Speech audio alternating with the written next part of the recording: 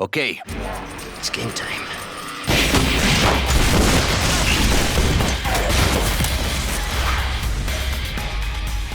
Get down! Hasta luego.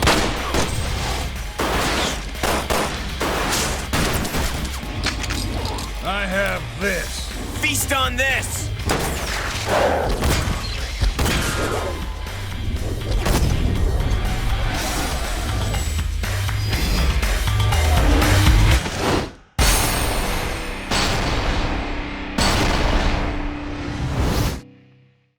What up, it's Shankster94, and welcome to my ultimate weapon showcase of Resident Evil Survivor. So as usual, I have a bit to talk about before I start showcasing weapons, so let me provide a timestamp to get you straight to that if that's all you're here for. Just keep in mind that the entire showcase will still have commentary. So, Resident Evil Survivor is the first spin-off title in the Resident Evil game series, and the last game on 5th generation video game consoles. While it uses the same core engine and multiple assets from the original trilogy of games when it comes to physics, enemies, and sounds, gameplay perspective makes a complete switch up with the series' first use of first-person view. Everything in view is in real-time 3D. Information pertaining to health and weapon capacity is now actively displayed on a HUD, and the inventory is now stylized like an item box, of which there are none in this game, by the way. This is also the first of only 2 games in the entire franchise to not feature any sort of knife or bladed melee weapon, so we'll be starting straight off with actual firepower. Now, let me go over in detail exactly how I'm playing Resident Evil Survivor for this showcase. Unlike the original trilogy, I am playing the PlayStation version of Survivor through an emulator on PC. The specific emulator I'm using is RetroArch, and the specific reason why I'll reveal in a second. Internal game resolution is upscaled to 4K with a 16:9 widescreen hack to remove the usual black pillars on the sides without stretching the picture during active gameplay. Pre-rendered elements such as the HUD, inventory, and some cutscenes will still be stretched, but the overall experience will hardly be impacted. I'm extremely delighted to say that just before starting production of this showcase, I managed to come across an HD texture pack created for Survivor. This mod polishes nearly all 3D elements and most static graphics in a similar fashion to the Seamless HD project mods for the original trilogy. As of this video's upload date, the mod is only compatible with the Beetle PSX HW core for Sony PlayStation on RetroArch, hence the reason I'm using that emulator. The mod is also not currently perfect, as there are some graphical patches that are noticeably unaltered throughout the game. But overall, it is yet another amazing attempt by a dedicated Resident Evil fan to preserve one of the oldest and often overlooked games in the franchise. The artist responsible for this treasurable mod is Boy, a gamer, modder, and Resident Evil and Mortal Kombat fan, according to his ex-Twitter. Links to all his socials, including Patreon, where the mod is available upon request after joining his $1 tier, will be in the description. So now to go over my carefully polished routine for showcasing the weapons of Survivor. This will serve as a preview of my step-by-step process of going through the weapon lineup, and I will use clips from my original weapon review of Resident Evil Survivor so you can compare the visual quality.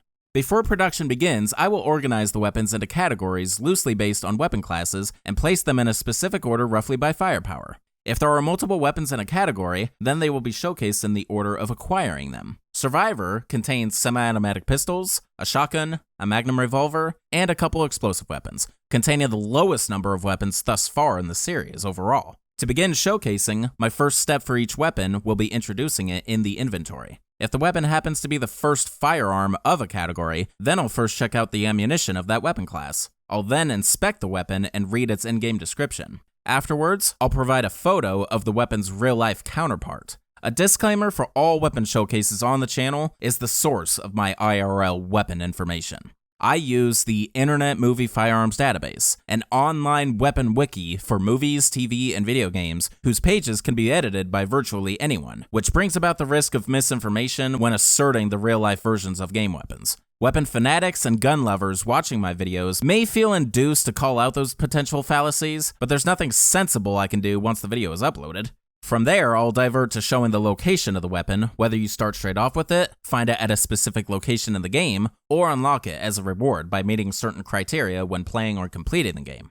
After all that, we'll finally see the weapon being handled in-game. I'll proceed to test fire the weapon in a safe, enemy-free area that I call the hub, which I'll give a brief tour of after this introduction. While test firing, I will add an optimized slow motion effect to one or more of the shots fired, with explosions getting a reverse effect on top of the slow-mo. After emptying the weapon, the reload will occur automatically. After that, I'll proceed to test the firepower of the weapon on a chosen enemy. Now, traditionally, I use a variety of enemies when testing out weapons, but in this particular showcase, I decided that I'm gonna test all the weapons out on one specific enemy. The last Mr. X Tyrant T103. Very rarely will I do this for enemy testing, and it shouldn't be expected at any point during my second remaking era. Only after recently playing through Survivor a few times in preparation of this video did I develop the confidence to do it. Plus, with the low number of weapons in this game, it's a small inconvenience at worst. Though the true focus of the showcase is still the weapons themselves, their damage to health point ratio can be considered just a little bit since I'm using one specific enemy. However, accuracy to their real-life counterparts in form or ammunition is still unimportant, so don't bother me about that. After reviewing the results of the enemy test and comparing them to past weapons, I will declare the current weapon concluded and share available in-game cutscenes depicting it being used or fired. This will segue into the next weapon of the lineup and the process starts all over again. Once all of the weapons of the game have been looked over, I'll add the total number of weapons in the game to the overall total number of weapons in the series covered so far, and then announce the next game in the series lineup and close out the weapon showcase. So now let me give you guys a tour of the hub that I'm going to use for this weapon showcase. It's going to be the starting point, and there's a reason for that. Now, another one of the faults of this HD texture pack is the moment that I try to use a save state or load a save state, the HD textures are lost after that point, and they do not come back until I reload the game. So, in order to give you guys the most definitive overview of all the weapons, I'm gonna have to make the hub here. As for the enemy testing, I'm not as bent to preserve the HD texture mod at that point, so the enemy tests, you will lose some HD elements, but the 3D world and the actual enemy testing will still be in high resolution. So this place right here, the very start of the game, is going to be the hub, because this game is also generous enough to let you start with all of the weapons of the game with enough completion. Okie dokie people, I can't appreciate your patience enough if you've been here all this time, and hope you're ready because it's finally time to begin my ultimate remastered weapon showcase of Resident Evil Survivor. Alright, so as I said in the prologue, there are no knives or bladed weapons, so we're gonna start straight off with firepower, starting with the usual semi-automatic pistols. Now, starting a new class, let's first go over the ammunition, the handgun bullets. As you notice, they are infinite in this game. These are 9x19 parabellum bullets that can be used for various handguns. Nice to know. Alright, as you notice, it is no longer the familiar red box that we saw in the last two games. Now it is a white box. So those are the bullets. Now let's go over the first handgun, the Handgun A. This is your starting handgun. Glock 17. This is a small, lightweight gun, which is made from plastic and is famous for its stability. Alright. So of course, this is based on the real-life Glock 17, the second generation of them to be specific.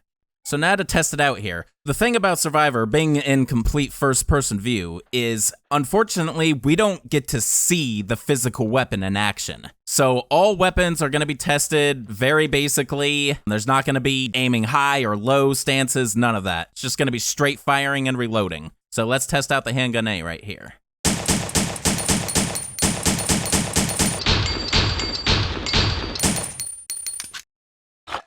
Alright, so got a decent amount of ammo to spare before you have to reload it, and the firing speed is pretty decent too. So a very average handgun, it's a good one to start with, if I'm honest. Alright, let's move on straight to the enemy testing, and as I mentioned in the prologue, we're gonna test all weapons on one enemy, the final Mr. X, or Tyrant 103. So let's go.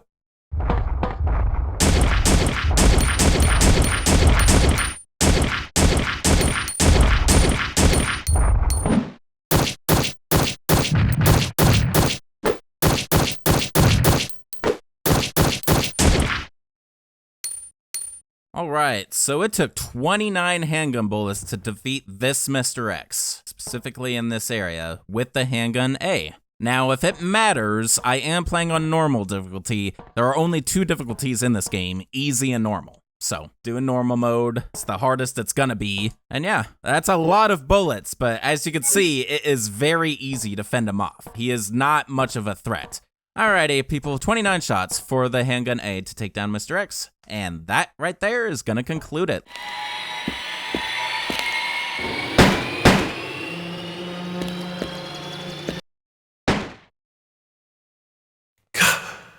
Vincent! If it wasn't for you, I could have completed my mission. Umbrella was going to take care of me. But you had to go and screw it all up. Now, you're going to pay!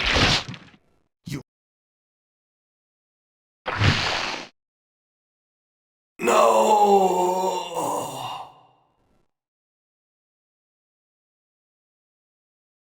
Now for the next handgun, the Handgun B, CZ75. This is a small gun which uses 9x19 parabellum rounds. Really, that's all you have to say. This is a small gun which uses 9x19 parabellum rounds. Okay, so they still aren't devoid of lame-ass descriptions, it looks like. Alright. Well, anyway, this is based off the real-life pre-B CZ75. Interesting gun. The location of the Handgun B is in the 2nd floor of the hospital. Here we are.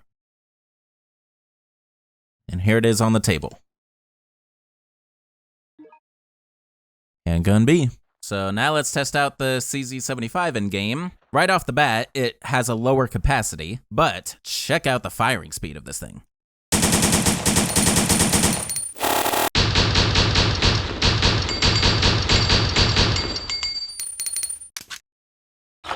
So yeah, it has near rapid fire. So that is the defining quality of this handgun specifically, is fast fire rate. But they do lower the capacity just a little bit, and the reload speed is kind of painful. Now let's go ahead and test the CZ75 on Mr. X.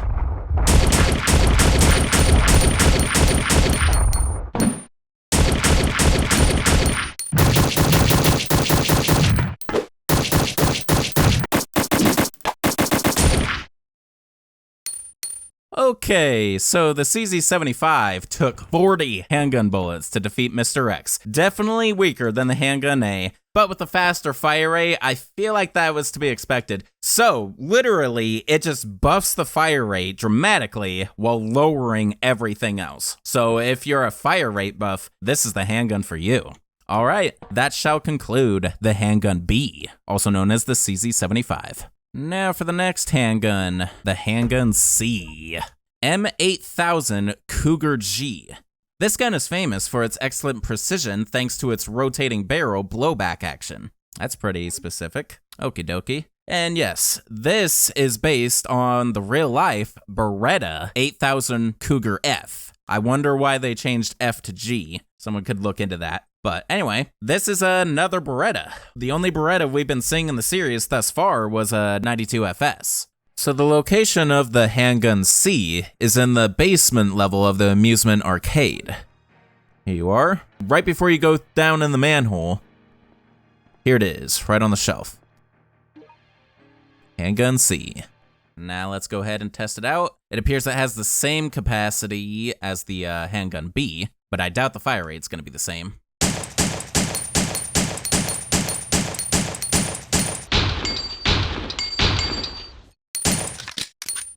Okay, so much slower fire rate than the Handgun B, and it's even a little slower than the Handgun A. However, the reload speed is really fast, so that is this handgun's quality feature. So if you want to compromise between the Handgun A and B, it looks like this would be your ideal handgun. But let's test out its firepower against the Mr. X.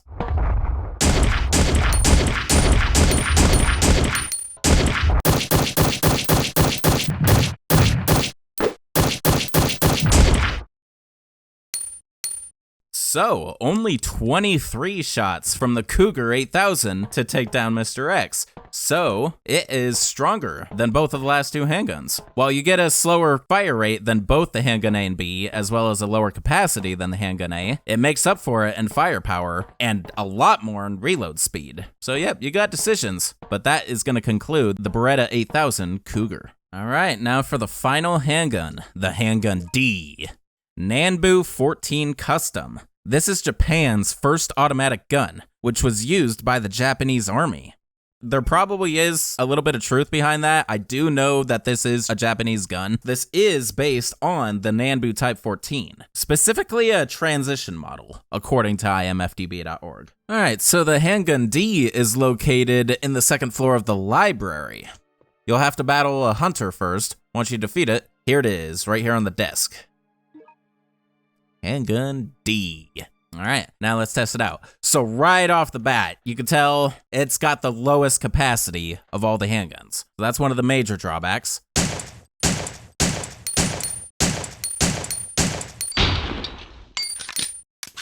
So the fire rate is the slowest out of all the handguns, it looks like. As for the reload speed, because of its smaller capacity, I think it reloads a little faster than the Handgun C, but not much. So overall, so far, this is looking like one of the weakest handguns with what we got, but trust me, when we test it on Mr. X right now, you'll think otherwise.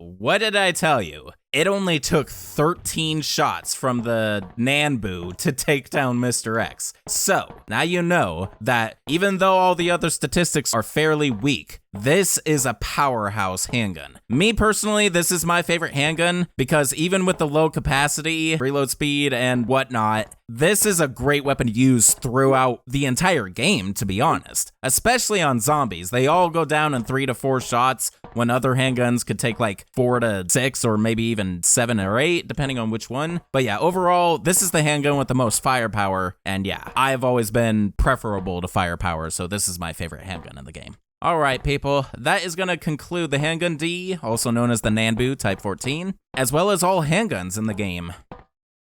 What the? Die, Vincent! Die!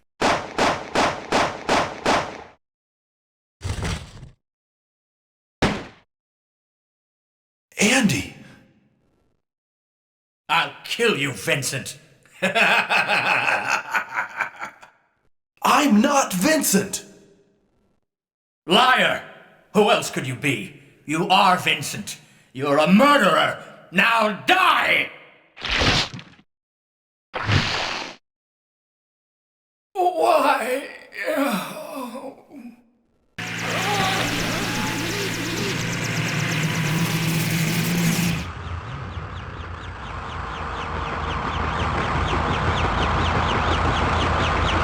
Everyone and everything must be cleansed! Now move out!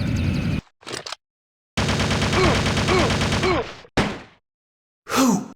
I can't believe you're not dead yet! You're human. You must be the leader of the cleaner unit sent by Umbrella to destroy the evidence of this biohazard. Whatever! I don't have time for your pathetic games. I have already set the self-destruction system. This island will be gone in a matter of minutes. Adios, Ark. Oh, this can't be!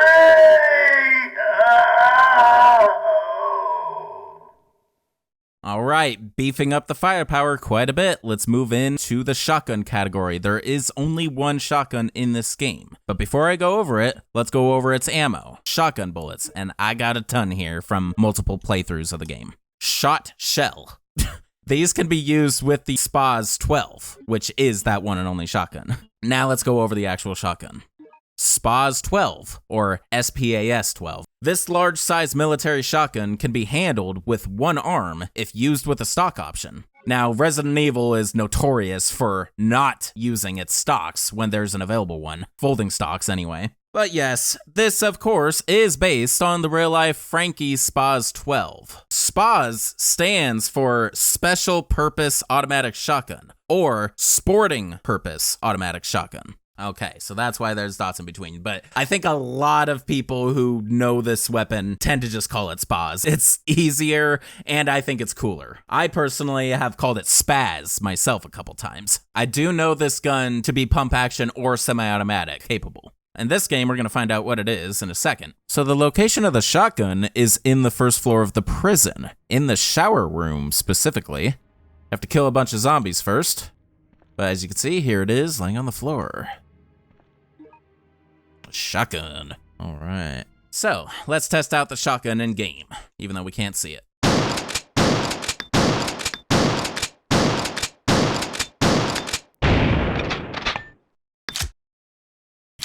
Alright, so it's definitely a pump action variant of the SPAS 12. Regardless of that though, it has a decent fire rate. It's one of the fastest shotguns we've seen in the series thus far, if you really think about it, comparing to other pump action shotguns. Moving on from that, let's go ahead and test this one and only shotgun on the Mr. X Tyrant.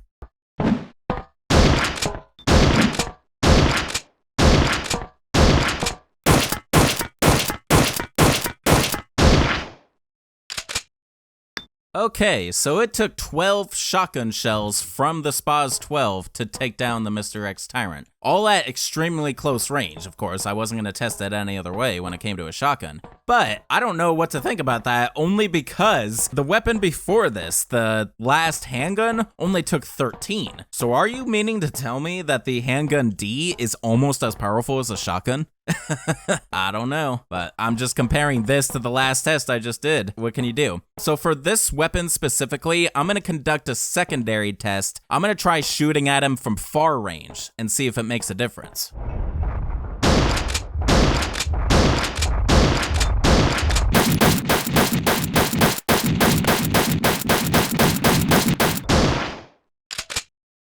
Okay, so from far range, it took twice as many shotgun shells to defeat him. 24 shells. So yeah, range does make a difference in this game, it appears, at least with a shotgun, which would make sense because shotguns usually spread, and when you're far away like that, there's a good chunk of ammo that's missing him, supposedly, even though it's not visibly obvious, like putting holes in the wall or anything. But yeah, it's clear that range makes a difference here. I just wanted to make note of that, and I don't know for sure, maybe I should have tested it with one of the pistols as well. I don't know if range affects pistols, considering those are single bullets, but I'm not going to backtrack now over it. Anyway, that's going to conclude the one and only shotgun, the SPAS 12. Alright, moving into my favorite weapon category, the Magnums. Now, there's only one in this game, one legitimate one, I'll emphasize in a little bit. But first, let's go over the ammo for it. Magnum rounds.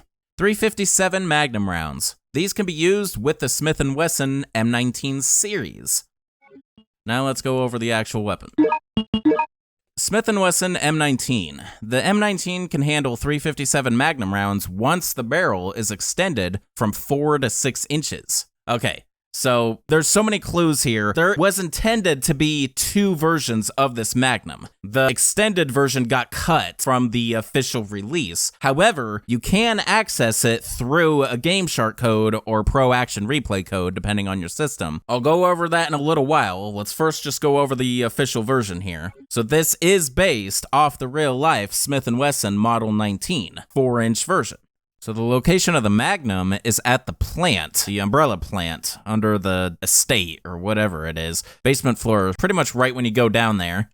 There's two Mr. X's you gotta fend off. But in this control-looking room, there it is, right on the floor. Magnum. So here it is in game. Let's test out the firing.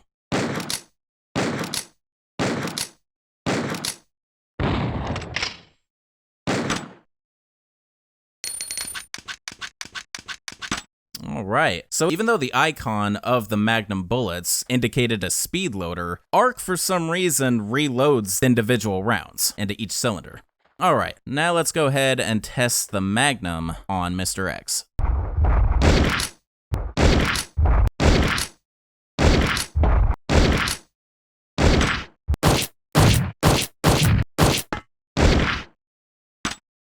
Okay, so it took 12 Magnum rounds to take down Mr. X. So according to that, it has roughly the same amount of firepower as a shotgun, at close range anyway. I think this is a perfect opportunity to really find out if the range is an overall thing or it just affected the shotgun. Let's conduct that test again, but from far range only.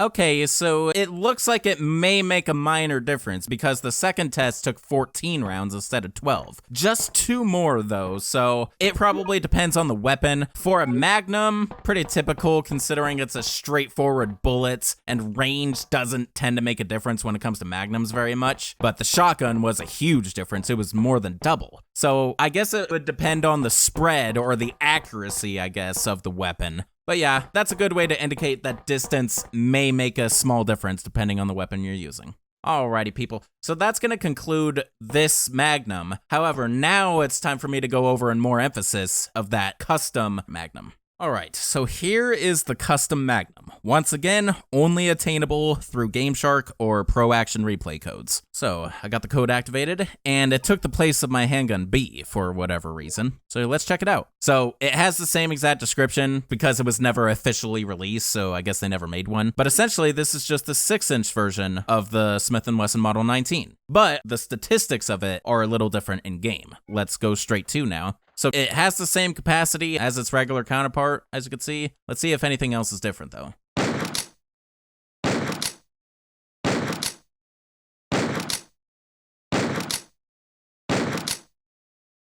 Okay, so it has a little bit of a slower fire rate, and for some reason it didn't reload once I hit all bullets. But if you look back on my original showcase of this weapon, it has a much larger capacity. So I bet there are more bullets, it's just not giving me the graphics to indicate them for some reason. It might be something wrong with the HD texture pack, so let's keep firing.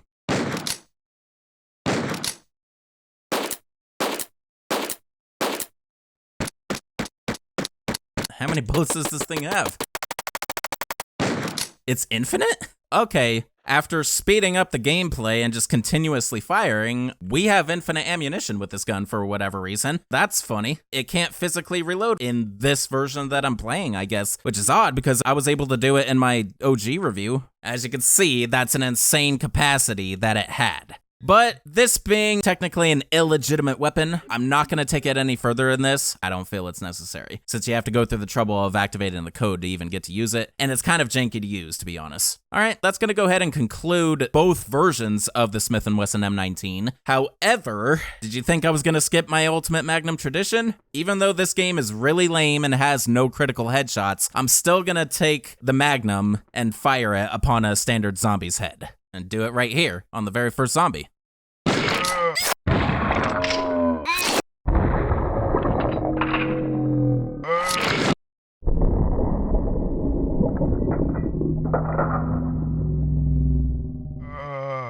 Headshot. A really lame one, but regardless. Alright, that's ultimately gonna conclude the Magnum. Alright, time for the final weapon class already, the explosive weapons. The first of the two is the grenade gun. They're throwing back to RE1 a little bit, calling it grenade gun rather than grenade launcher. But first, let's go over the ammunition. Being the grenade launcher and a very familiar looking one, we do have multiple grenade rounds once again. We have grenade rounds, acid rounds, and it was loaded with flame rounds. First, let's go over regular grenade rounds. Grenade bearing rounds. These can be used with the M79 grenade launcher. Okay, so it's sort of borrowing from RE2's description of the regular grenade rounds. Thankfully, we could switch the ammo out at wills. That's good. So now, let's go over the flame rounds that are here. Grenade flame rounds. These could be used for the M79. Okay, so I bet the description is going to be as lame as ever with all three of these. Yep, it's not even describing them. You couldn't at least take from Resident Evil 3 with the scientific descriptions. At least they were cool. Alright, well, let's now go over the actual grenade launcher. Grenade gun, I should say. M79 grenade launcher. An American-made weapon that is compatible with various types of ammo. Okay, so yes, this is the one and only weapon that we have previously seen in the franchise. We've seen it in Resident Evil 2, and we've seen sort of a hybrid version of it in Resident Evil 3. And of course, being the same exact weapon from Resident Evil 2, once again, it is based on the real-life M79 grenade launcher. There you go. So the location of the grenade launcher is in the basement level of the Umbrella building. Now when you get in here, there's a bunch of zombie dogs prowling about, but you could easily dodge them. So here it is, right on the car over there. So let's take it in game. As you can see, we only have one grenade round equipped. That's because, like a regular grenade launcher, you have to reload after each individual round. So let's go ahead and test fire it.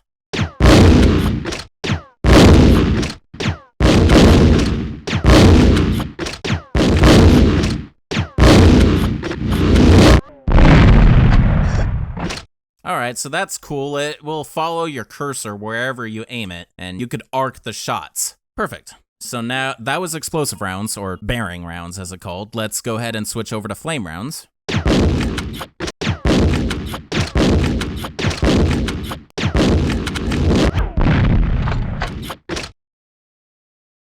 There was the spread right there with that last one. It has a decent firing speed, like compared to the grenade launchers we've seen in the past, it's pretty faster than the Resident Evil 2 and 3's grenade launchers. Now let's try acid rounds.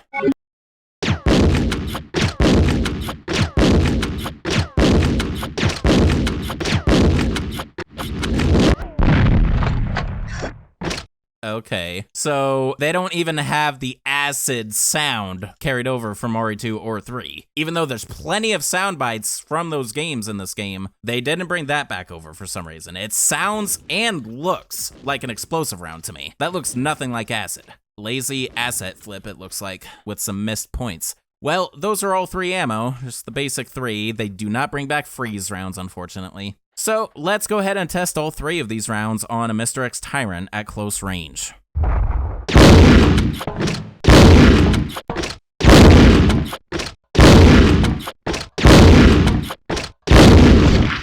Alright, so it took 6 of the explosive bearing rounds to defeat Mr. X. That's considering all of the scattered elements being honed in into one point. I can promise it'll take more rounds if you fire from afar. I'm not even gonna bother testing that because it's just common sense, honestly.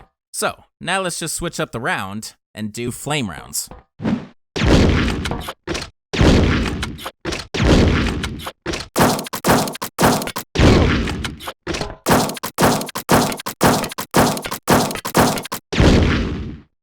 Alright, so it took 15 flame rounds to defeat Mr. X. So, considering the flame does not have scatter, unlike the grenade rounds, I guess that is to be expected. It is far weaker at close range than the regular explosive grenade rounds. Also, that flame damage, after you fire it and it spreads like that, it's possible there could be some sort of after damage happening, like while he's flamed up, but so far the grenade rounds are looking like your best bet at close range. But at far range, it probably wouldn't be the case. All right, let's switch over to the last round, acid, and find out how powerful those are.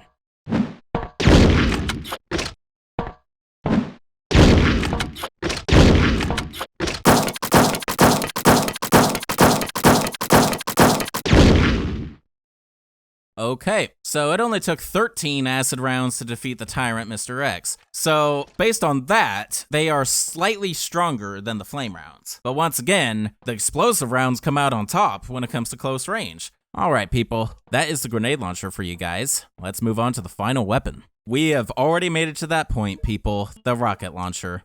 M20A1 rocket launcher. This powerful weapon fires rockets and can defeat most enemies with one shot. The basic description of any rocket launcher, to be fair. Alright, now, even though we've seen many rocket launchers already, this one is unique in itself. This one truly is based on the real-life M20A1 Super Bazooka. Fires 3.5-inch bazooka shells. Alright, this is an unlockable weapon. There is no location for this. In order to attain this in the game, you have to beat the game with an S rank, which requires you to beat the game in fairly quick time, defeat a lot of enemies, and be accurate with defeating those enemies. Don't miss a lot of shots. That is the key. It's very easy after a couple playthroughs, in my personal opinion. So, let's go ahead and test it right out.